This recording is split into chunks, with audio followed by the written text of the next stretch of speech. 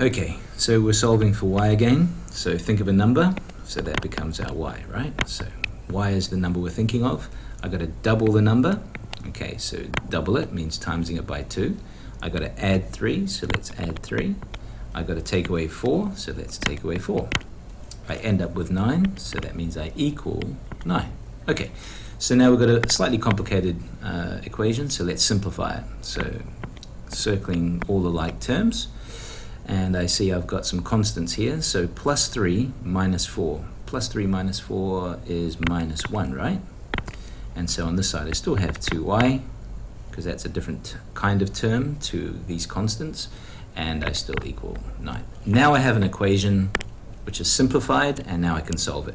So to isolate the two y's, so I plus 1 to both sides, that gets rid of the minus 1, and I'm left with 2y equals 10. So now I need to get rid of timesing by 2. I do that by dividing by 2. I must do it to both sides. So this leaves me with y, and on this side, 5. So theoretically, y equals 5. Let's substitute. So 2 times not y, we know what y is 5.